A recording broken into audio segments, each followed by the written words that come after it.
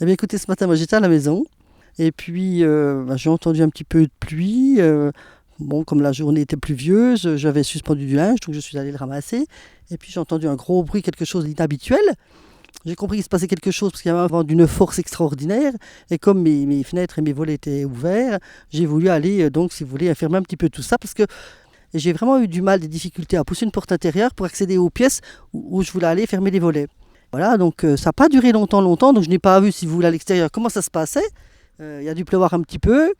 Et puis c'est après que je suis allé constater les dégâts à l'extérieur. Donc j'avais pas grand-chose. Si vous voulez, une tuile qui était tombée du toit, une chaise de jardin qui s'était baladée chez le voisin, une autre qui avait cassé une lanterne d'extérieur. Donc vraiment pas grand-chose. Je me suis dit, ça c'est rien, c'est du matériel, donc c'est pas grave. Mais c'est plutôt par après que je me suis un peu rendu compte, quand j'ai vu ce qui se passait à l'extérieur, vraiment la force de ce coup de vent. C'est-à-dire, ça m'a fait écho à 82, puisqu'en 82 nous avons subi la même chose. Mais on avait eu une tornade qui avait déjà pas mal dévasté le village, qui avait traversé pratiquement, je crois, la Grande Rue. Je dis peut-être des sottises, parce que ma mémoire me trahit peut-être, et puis qui avait soulevé des tombes.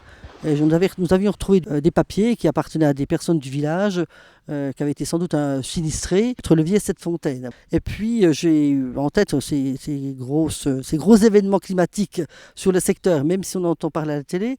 Il y avait aussi Frane en 99, entre Frane et Bonnevaux, où la forêt était pratiquement comme ici, mais sans doute il y a encore une plus grande surface, quoi.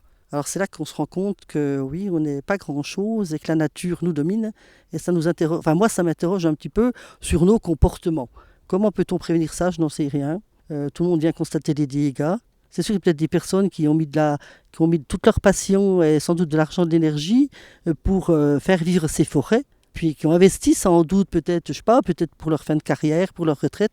Et quand on voit ce désastre-là, alors ok, c'est pas des humains. Moi je fais le parallèle avec l'Ukraine parce que je me dis, j'ai pas connu la guerre, j'espère qu'on la connaîtra pas, mais n'empêche que sur la planète, il y a encore des phénomènes de cet ordre-là, et ça fait quand même, ça nous prend aux tripes, quoi.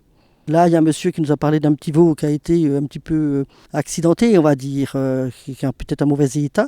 Ben même ça touche parce que c'est du vivant, c'est du vivant. Alors c'est vrai que la forêt, elle va se régénérer, puisque la force de la nature va prendre le dessus. Je ne sais pas qu'est-ce qu'on peut faire sur les comportements que nous avons tous en tant que citoyens, parce que c'est pas la faute des autres, hein. Je pense qu'on est tous responsables de ce qui arrive dans nos façons de vivre, dans nos façons de faire, dans les actes qu'on pose au quotidien. Là, sur le secteur, il n'y a pas de dégâts humains, donc chouette alors.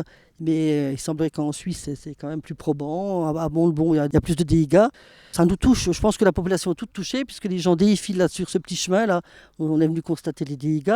Mais on ne peut pas regarder ça avec le sourire. Ça, oui, ça fait mal, quoi. Ça fait mal de voir ça, quoi. Village FM, au cœur des villages, en DAB+.